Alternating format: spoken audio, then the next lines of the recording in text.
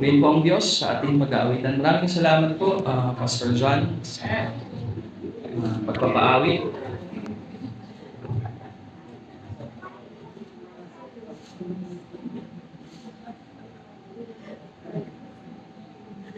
Isang mapagpalang hapon po sa ating lahat. Good afternoon po. Happy Lord's Day po sa atin. Bagamat yung iba po yata sa atin ay wala pang gaanong tulog. Punawa tayong makatulog sa pangangaral ng salita ng Diyos.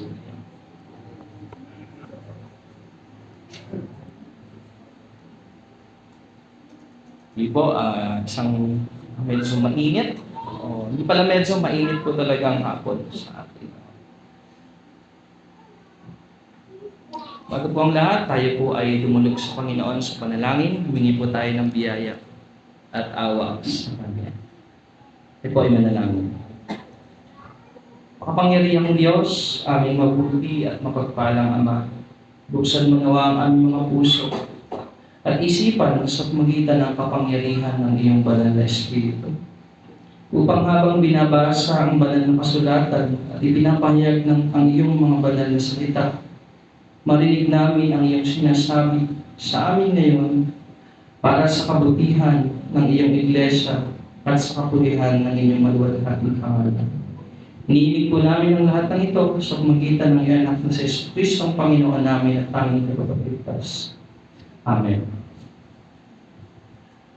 Marami po kung tayo ay nag-scroll sa social media at marami po sa atin ang nakakapakinig na o nakikita ang mga post po ni, hindi ko alam kung tatawagin ko po siyang pastor kasi more on motivation po yung kanyang sinasabi. Kilala po ito ng karamihan, siya po ay si Mr. Ed Lapis. At noong una, ang mga pangangaral niya ay more on moralistic, more on practical application, at meron naman po doon na may mga katotohanan. Kaya lamang, bagamat hindi ganoon ka theological yung sinasabi niya, ay may mga tools naman. Problema na lang po ay nitong mga nakakaraang mga pangangaral niya ng salita ng Diyos ay tila ba lumilis na siya dun sa pananampalataya. Sapagkat tinuturo niya na si Yahweh, ang Diyos ng lumang tipan at ang Ama ni Jesucristo at mismong si Jesucristo ng bagong tipan ay magkaiba. Sinabi niya na kay Yahweh sa Old Testament ay puro daw galit, puro judgment, puro puot ang nakikita niya na nandoon. Ika nga niya, ang tawag niya dun sa Yahweh ng Old Testament ay dilim. At ang tawag naman niya kay Kristo ng bagong tipan ay liwanag.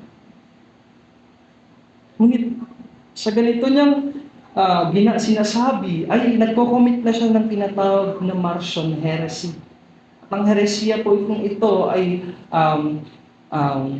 napagtagumpayan ng unang iglesia ng kanilang isulat ang mga credo sa pamagitan ng Word of God at ng mga credo, Apostles' Creed, Nicene Creed, at ang pang mga credo ay pinabulaanan nila ang kasinungalingan na ito. At ngayon, nakakalungkot na may mga ganito na itinuturo. At marami. Dahil alam ko marami ang kanilang miyembro, marami ang napapaniwala. At pag napanood niyo po yung video ng kanyang pagtuturo, doon sa comment section ay puro Amen. Thank you, Pastor. At makakalungkot na bagay ito. Ngunit hindi malinaw kung ano yung pananaw niya sa banal na Espiritu. Kung ang banal na Espiritu din ba ng Old Testament at ng New Testament ay magkaiba o isa lang dahil napaka-confusing po ng kaniyang mga pangangaral. Ay naman po, alam natin, ang Diyos natin, ang Ama, ang Anak, ang banal na Espiritu ay ang Diyos ng lumang tipan at ng bagong tipan. Siya ay hindi nagbabago ngayon, bukas at magpakailan. man. Kaya sa gitna ng mga nababasa natin, sa gitna ng mga heresiya na ito na naririnig natin sa social media at sa mga nangangaral, purihin natin ang Diyos na siyang nagkaloob sa atin ng kanyang sarili. Hindi lamang sa pagkakatawang tao ni Jesucristo na ating Panginoon, kundi pati ng pagbibigay niya ng kanyang banal na Espiritu upang mapakapamuhay tayo ayon sa kalooban ng Panginoon. Bukas po kayo sa akin sa aklat ng Lumang Tipan, sa aklat po ni Propeta Ezekiel. Pagpapatuloy po natin ang mga nasimulan natin, yung mga nakakaraang Lord's Day. Ezekiel chapter 36. And doon po tayo sa verses 25 and 28. Pero for the sake of the context po, ay babasahin po ang 16 hanggang 19. Ezekiel chapter 36, verses 16 through 19, ang tatalan po sa verse 25 and through 28.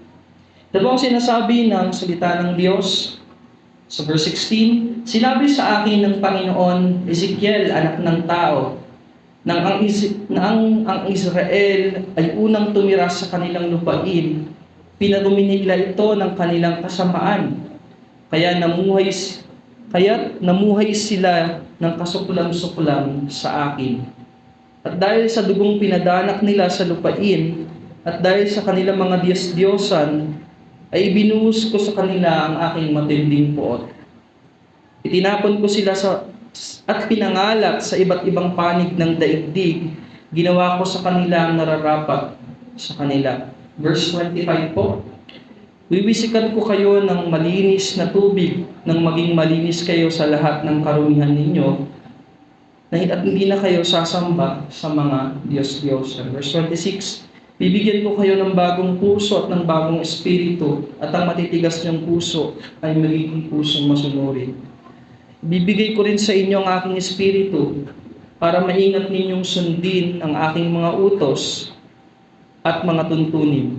Verse 28, "Titira kayo sa lupaing ibinigay ko sa inyong mga ninuno, magiging mga mamamayan ko kayo at magiging Diyos niyo ako." Ito po ang banal at hindi nagkakamaling salita ng Panginoon. Makinig po tayo. Ano po bang background ng aklat ni Propeta Ezekiel? Siya po ay isang pari. Gumaganap ng mga tuntunin po niya o tungkulin niya sa templo. At siya ay ginamit ng Diyos na propeta, mensahero, nung panahon na tinatawag ng mga theologians ng panahon na yon, the Great Confusion. Sapagkat ito po ang panahon na kung saan sila ay sinalakay ng kanilang mga kaaway. Dinala ang karamihan sa kanila sa Babylonia upang mga bihag, captives, noong 597 BC. Kasama rin dito ang kanilang hari na si King Jehoiakim. At naghari lang siya sa loob lamang ng 3 buwan at 10 araw. At sila ay dinilang bihag, sila ay nakubkob ng kanilang mga kaaway dahil ang kanilang dating hari na ama ni Jehoiakim ay gumawa ng mga kasuklam-suklam na bagay sa harapan ng Diyos. At hindi lamang ang kanilang hari, kundi ang buong Israel. Mapabata man hanggang matanda ay gumagawa ng mga masasamang bagay na sinabi ni Yahweh, sinabi ng Diyos na huwag nilang gagawin. At ng mga panahon ito, nagdala rin ng Diyos ng iba't ibang mga propeta, hindi lamang si Propeta Ezekiel, kundi narito rin si Propeta Jeremias, at kasamang dinalang bihag, sina Daniel, at yung kanyang 3 kaibigan, si Shadrach, Meshach, at si Abednego. Kaya noong mga panahong ito, nang mangusap si Yahweh kay Ezekiel, pinaalalahanan niya ang kanyang bayan, ng kanyang poot, ng kanyang galit sa kanila, at ng kanya ring pangako. Pangako na muli silang babalik sa kanilang bayan at muli silang magiging bayan at ang Diyos o na si Yahweh ay kanilang magiging Diyos. At nakita po natin ang ilang katotohanan dito sa mga verses na binanggit natin ng mga nakaraang Lord's Day. Una, sa verse 25, ang paghahayag ng paglilinis ng Diyos, ang kapanganakang muli sa magitan ng tubig. Ang unang at pangunahing ideya ng unang pangako na ang kamay ng Diyos lamang sa kanyang initiative, siya ang maghuhugas sa kanila. Siya ang maghuhugas sa ating mga makasalanan ng kanyang tubig. Ang nire-represent ng tubig na ito ay ang paglilinis ng banal na espiritu at ang kanyang pagpapatawad sa lahat ng ating mga kasalanan. Paano pinatawad niya ang mga Israelita, ganun din niya tayo pinatawad. At siya lamang, at tanging siya lang ang makagagawa ng bagay na ito. Pangalawa po, ang pangako ng Diyos na pagpapanibago sa kanyang mga hinirang o ang paglalagay sa atin ng bagong puso at espiritu. Makikita po natin yan sa verse 26. Dahil simula sa pagkahulog ni Adan, na siyang federal head ng lahat ng nilikha, tayo rin, nagaling sa kanya, ay may minanang guilt, minanang kasalanan. At ang isa sa meron tayo ay spiritual na sakit sa puso. Kaya kailangan nating mapalitan ng isang bagong puso na handang sumunod sa Diyos, na handang ibigin ng mga iniibig niya at kamuhian naman ang mga bagay niya kinamumuhian ng Diyos. At tanging ang Diyos din ang makagagawa nito sa pamagitan ng kanyang Espiritu. At ngayon po, ang ikatlong parte, panghuling parte ng verses na binasa natin ay ito. Ang pagkakaloob sa atin ng Diyos ng banal na Espiritu. Sa gayon ay makasunod tayo ng buong puso sa kalooban ng Diyos. Sabi po sa verse 27, verse 28 sa English Standard Version, I will put my spirit within you and cause you to walk in my statutes and be careful to obey my rules. Verse 28, you shall dwell in the land that I gave your fathers, and you shall be my people, and I will be your God. Kaya po nang sinasabi ko ng mga nakakaraang mga linggo, bagaman ang primarily po, ang pangakong ito ng Diyos, ay pangako niya sa kanyang bayang Israel upang sila ay maibalik sa kanilang lupain. Ngunit ito po ang katotohanan. Ngunit meron po itong mahalagang kaugnayan sa ating mga mananampalataya. Sapagkat nang tayo ay tinawag ng Diyos, tayo ay nilagay niya sa kanyang kawan. At hindi lamang niya nilagay sa kanyang kawan, kundi tayo rin ay ibinukulod niya, pinag-isa niya, ginawa niyang bagong at espiritual na Israel. At ang fulfillment nito, hindi sa ating mga mananampalataya. This verse is culmination of the previous verses. Ito yung pinakang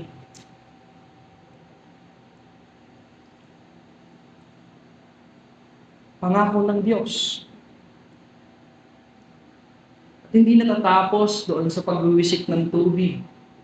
Hindi matatapos sa pagbibigay ng bagong puso at ng bagong espiritu. Hindi. Isa ito sa pinakamahalaga. Bagamat culmination ito ng mga previous verses, hindi ibig sabihin nito na ang mga events na binanggit dito ay magkakahiwalay. Bagkus tumutukoy ito sa conversion ng isang makasalanan tungo sa Diyos. Hindi po ganito ang senaryo. Ililigtas ka ng Diyos ngayon, papatawarin niya ang kasalanan mo, bibigyan ka niya ng buhay na walang hanggan. Ngunit sa isang linggo pa niya ibibigay yung banal na Espiritu. Hindi po ito ganito, kapatid. Gaya na lang ng tinuturo ng ibang mga denominasyon katulad ng mga charismatic at ng mga Pentecostal churches na yes, maaaring maligtas ang isang tao, ngunit ang pagbubuhos ng banal na Espiritu o tinatawag nilang baptism of the Holy Spirit ay hindi pa doon sa time ng conversion. Pero hindi po ganoon ang tinuturo sa atin ng salita ng Diyos. Sapagkat sa gawa ng kaligtasan, hindi lamang inaring ganap ni Kristo ang kanyang mga hinirang, kundi pinatawad niya rin sila sa kanilang mga kasalanan, pinabanan sila, at hindi po dito natapos ang gawa ng Diyos. Pinagkaloob rin niya ang kanyang Espiritu upang tapusin ang gawa niyang ito ng kaligtasan sa kanyang mga tao. Dito natin makikita sa mga verses na ito,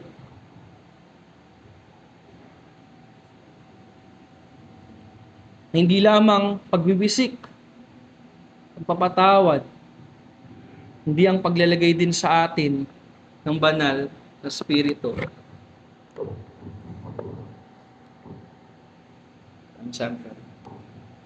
At kung mabasa po natin ang buong aklat ng Ezekiel, makikita natin na paulit-ulit itong binanggit, itong mga pangakong ito ng Diyos.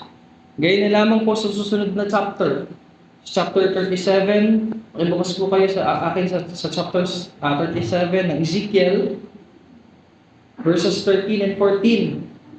Ito po ay the vision of the valley of dry bones. Sabi dito, "And you shall know that I am the Lord when I open your graves and raises you from your graves, O my people." Verse 14, "And I will put my spirit within you, and you shall live, and I will place you in your own land. Then you shall know that I am the Lord, I have spoken, and I will do it, declares the Lord." Dito natin makikita sa verse na to kung bakit kinakailangan natin ng total or ng spiritual heart transplant.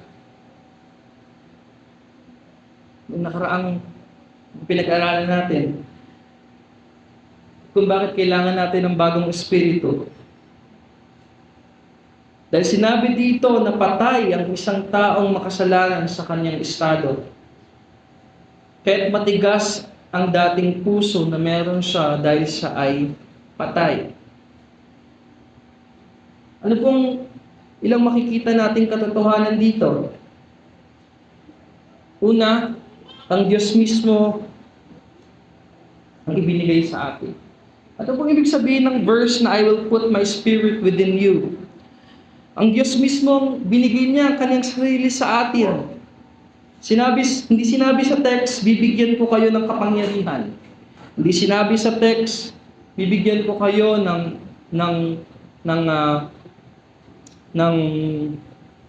kakayanan. Ngunit ang sinabi, bibigyan ko kayo ng aking espiritu o ibibigay ko ang aking espiritu sa inyo.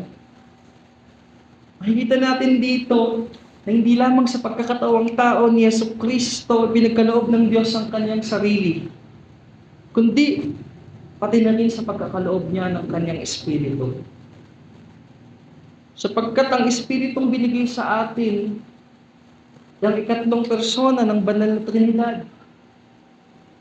At siya ay mananatili sa atin, patuloy na nananatili sa atin, magpakailan man. Gaya ng pinangako ni Kristo sa kanyang mga alagad, buksan po natin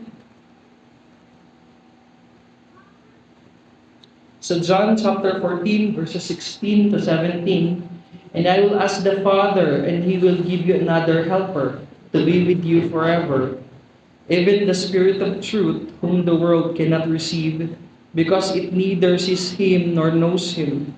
You know him, for he dwells within you and be with you. Hindi lamang binigay ng Diyos kanyang sarili nang si Kristo ay magkatawang tao, kundi pati na rin ang pananahan sa atin ng banal na Espiritu. Pangalawa po, sa magitan ng banal na Espiritu, si Kristo rin ay sumasa atin. Pagpatuloy po natin sa verse 18 ng John chapter 14. Sabi niya, I will not leave you as orphans.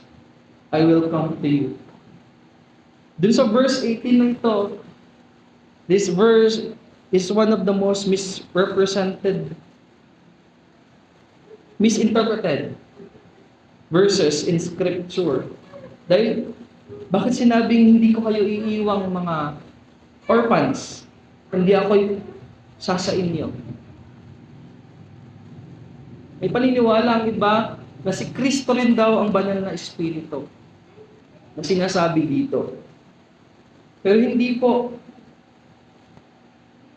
Ibig sabihin lamang po nito na sa magitan ng banal na Espiritu ang pinagkaloob sa atin, mananahan sa atin si Kristo. Na tayong mga alagad ni Kristo ay papanahanan niya. Kaya gayon na lamang ang kumpiyansa ni Apostol Pablo nang sabihin niya sa Galatians 2:20, I have been crucified with Christ. It is no longer I who live, but Christ who lives in me. The life I live in the flesh, I live by faith in the Son of God, who loved me and gave himself for me.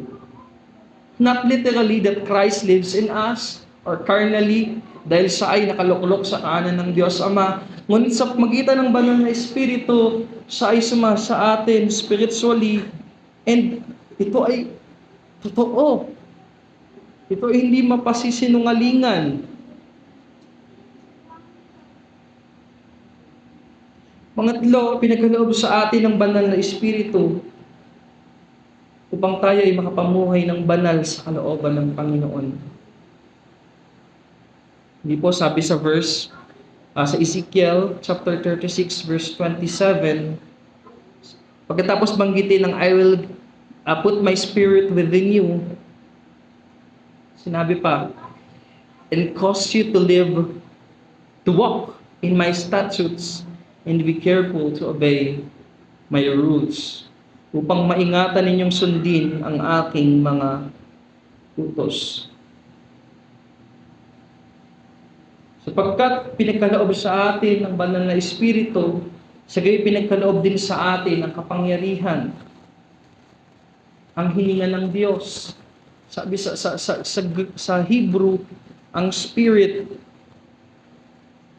ay huwak.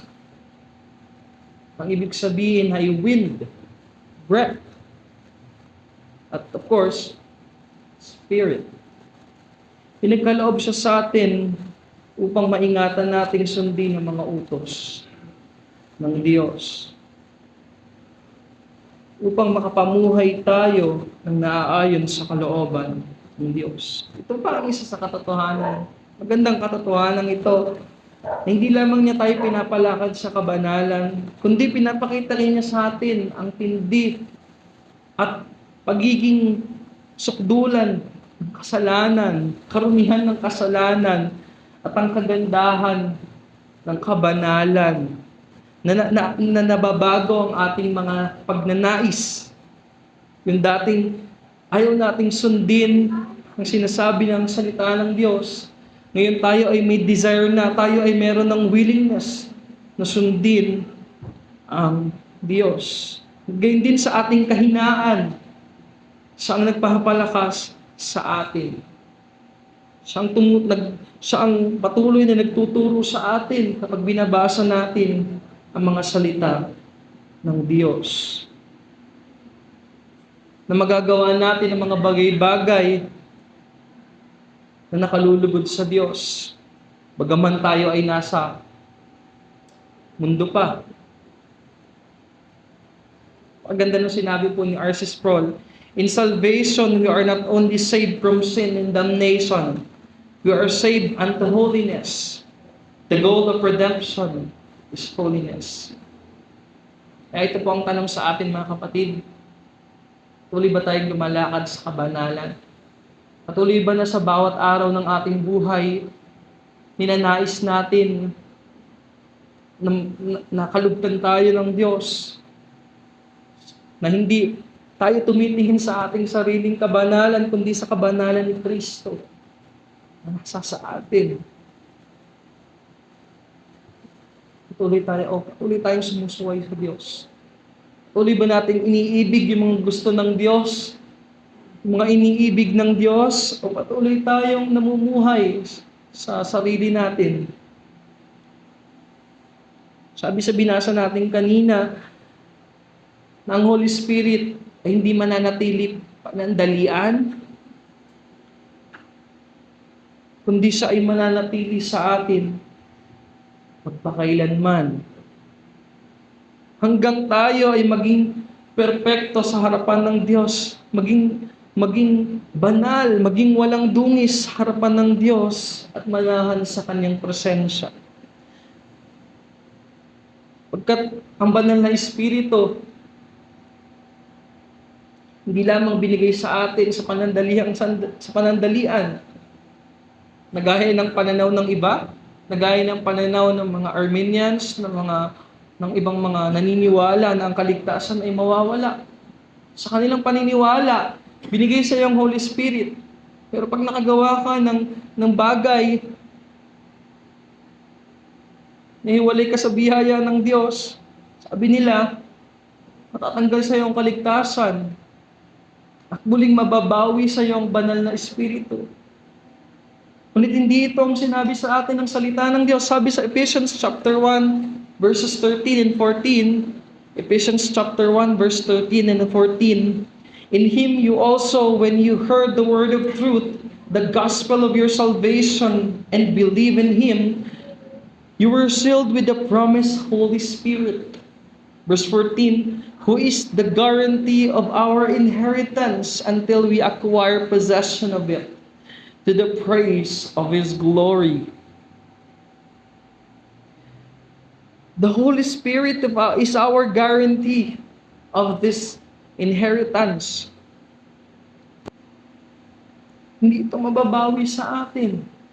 Kung tunay tayong sumasampalataya kay Kristo, kung tunay tayo nagsisisi sa ating mga kasalanan. Kaya pakinggan nito mga kapatid, hindi po ako naniniwala sa tinatawag nilang carnal Christianity,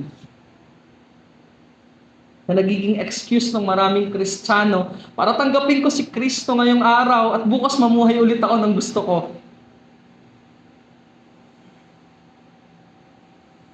Tanggapin ko si Kristo ngayon at bukas sumamba ako sa Diyos-Diyosan. But I do believe sa bagay na ito na bagaman tayo nagkakasala at dahil tayo ay nasa laman pa, tayo ay nasa mundong ito, umabagsak tayo sa kasalanan, kung minsan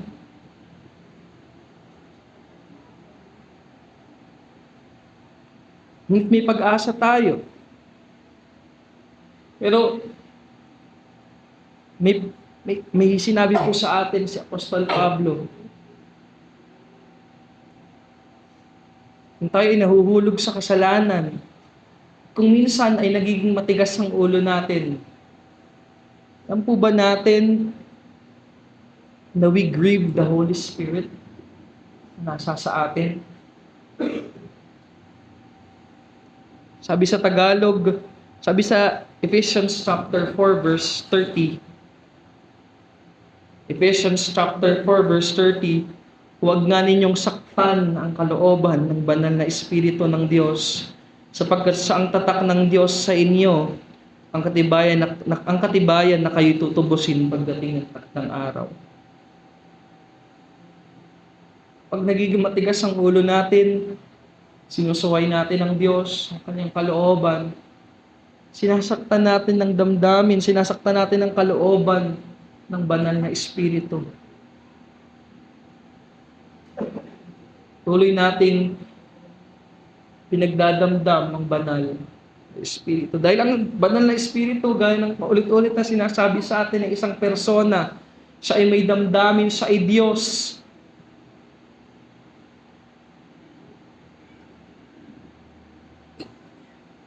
Kahit pagsisihan natin ng mga kasalanan, ngunit meron pong pag-asa. Hindi po dahil sumasama ang damdamin ng banal na Espiritu ay iiwan na tayo nito. Bagkus sa pangtutulong sa atin na lumakad sa kalooban ng Diyos. Ang panghuling katotohanan po, pangalawang katotohanan, kung ang unang katotohanan, binigay ng Diyos ang kanyang sarili sa pagkakaloob sa atin ng banal na Espiritu. Ang pangalawa po, pinakalooban niya tayo ng bagong katauhan at pagkakakilanlan. Being a new man or a new creature and having a new identity. Sabi po dito sa verse 28, then you shall dwell in the land that I give to your fathers, and you shall be my people, and I will be your God. Matapos po ng mga bagay na paglilinis ng Diyos, pagbibigay ng bagong puso at ng banal na Espiritu, nangako ang Diyos sa kanila, sa mga Israelita na sila'y muling ibabalik sa kanilang lupain, at ang Diyos o ang Panginoon ang kanilang magiging Diyos, sila naman ay magiging mga tao ni Yah. Ang pangako rin ito sa atin, di lamang tayo binihisa ng katuwiran ni Kristo, pinatawad sa ating kasalanan, binigyan ng banal na Espiritu. Tayo rin ay may bagong katauhan na. Gaya ng kabisado na natin na verse sa 2 Corinthians chapter 5, verse 17, therefore if anyone is in Christ, he is a new creation. All things have passed away, behold, all things have become new. Hindi na tayo mga aliens o estranghero sa paningin ng Diyos. Hindi tayo na kanyang mga anak. Kaya po nung sinabi ni Apostol Pablo, napakaganda ng kanyang sinabi rito sa Romans chapter 8 verses 15 through 17. Romans chapter 8 verses 15 through 17. For you did not receive the spirit of bondage again to fear, but you received the spirit of adoption, by whom we cry out, Abba, Father. The Spirit Himself bears witness with our spirit that we are the children of God, and if children, then heirs, heirs of God and joint heirs with Christ, if indeed we suffer with Him, that we may also be glorified together with Him. Kung sa Old Testament, ang Diyos, ang Panginoon, ang kanilang magiging Diyos at sila ay magiging tao niya, mas pinaganda sa atin. Ang Panginoong Diyos ay magiging ating Ama at tayo magiging Kanyang mga anak sa pagitan ni Jesucristo. Pag tayo ay tinitignan ng Diyos, tumitingin sa kay Kristo at nakikita niya sa atin si Kristo. Hindi na maruruming basahan. Tayo ay mahalaga na sa kanyang paningin. Muli, hindi sa ating mga kakayanan, kundi kay Kristo. Di ba natin nakikita yung kadakilaan ng katotohanan ito?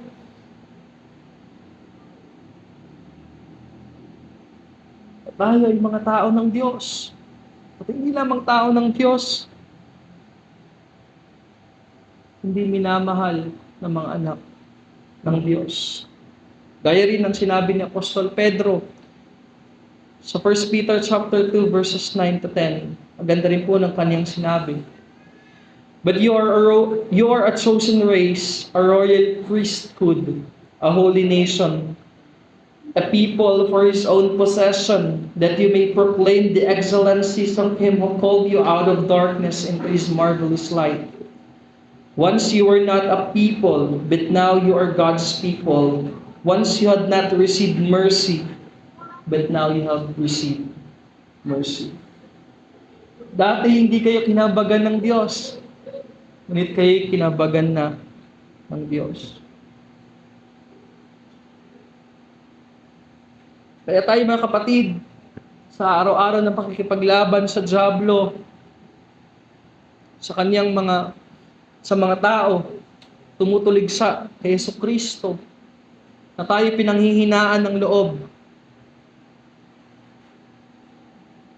Tignan natin ang mga katotohanan ng salita ng Diyos. Na tayo ay mahalaga sa Diyos kay Kristo, na tayo ay iniibig ng Diyos kay Kristo.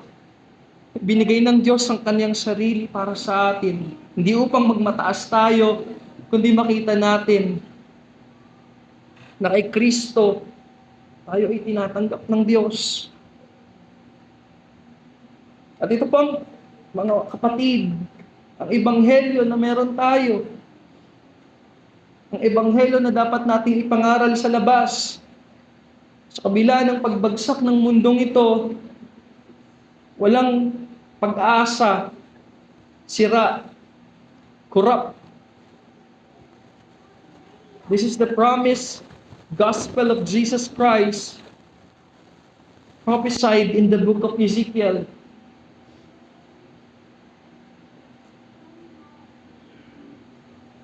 The gospel of Jesus Christ, ang ebanghelyo ni Jesucristo, sa magliligtas, sa magpapatawad sa atin sa ating mga kasalanan, siyang maghuhugas sa atin, siyang magbibigay sa atin ng bagong puso, siyang maglalagay ng banal na Espiritu sa atin, at siyang magbibigay sa atin ng bagong katauhan sa harap niya. Kaya mga kapatid, mga kaibigan, siguraduhin natin na tayo ay tunay ng may kaligtasan, na tayo ay tunay ng pinagkalooban ng banal na Espiritu, na iyong pinagkatiwala ng iyong sarili kay Kristo Jesus, na hinugasan na ng Diyos Ama sa lahat ng kasalanan sa pagitan ng pagtitiwala sa Kanyang Anak. Binigyan ka na niya ng bagong puso, pusong handang sumunod sa Kanya, at ang banal na Espiritu na namumuhay at naghahari sa iyo, upang ikaw ay gumawa ng mabuti at kalugod-lugod sa Kanya. Siguraduhin mo ito na ikaw rin isa na sa Kanyang mga tao, kabilang sa Kanyang iglesia. Ito ang mabuting balita ni Jesucristo. Ang Diyos, tawang tao, namuhay ng perpekto, namatay sa krus para saluhin ang puot ng Diyos, pagtagumpayan ang kamatayan at kasalanan, upang ang sino mang lumapit sa Kanya ay mapatawad sa kanilang kasalanan, magkaroon ng banal na Espiritu at mamuhay ng kalugod-lugod sa Kanya. Sa atin namang mga mananampalataya, tuloy tayong lumakad, taglay ang banal na Espiritu na niluluhati ang Diyos sa lahat ng ating ginagawa. Bilang pagtatapos sa lahat, kung wala pang pagkakilala kay Kristo, may paanyaya sa atin. Sinasabi sa Revelation chapter 22 verse 17, the Spirit and the bride says, "Come." And let the one who hears this word says, "Come." And let the one who is thirsty come. Let the one who desires to take the water apply without price come. Kapangyarihang Diyos, aming mabuting Ama, kami nagpapasalamat sa iyo na pinagkalooban kami ng oras, panahon sa araw na ito upang makapakinig ng iyong mga salita. Pupuri kami sa mga katotohanan ito ng iyong mga salita na pinagkalooban mo kami ng biyaya sa tulong ng banal na Espiritu na siyang nananahan sa amin.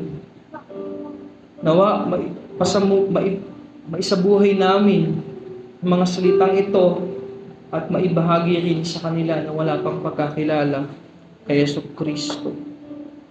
Panginoong Yesus, Ikaw na aming tagapamagitan sa Diyos at Kordero ng Diyos, ibuhos mo nawa ang iyong biyaya sa kanilang hindi pa nagsisisi sa kanilang mga kasalanan at nananalig sa iyo. At Diyos, banal na Espiritu, Ikaw na Panginoon at tagapagbigay ng buhay, patawarin mo kami sa pagkakasala namin, na nasasaktan namin ang iyong kalooban.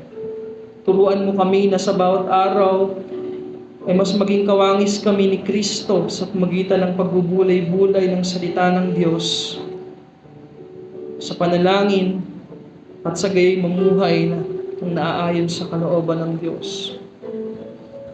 Hindi sa amin, kundi sa iyong ngalan ang kapurihan at kadakilaan. O Diyos, hinihiling namin ang lahat ng ito sa pamagitan ng iyong anak na si Kristo, ang aming Panginoon at tagapagligtas. Amen.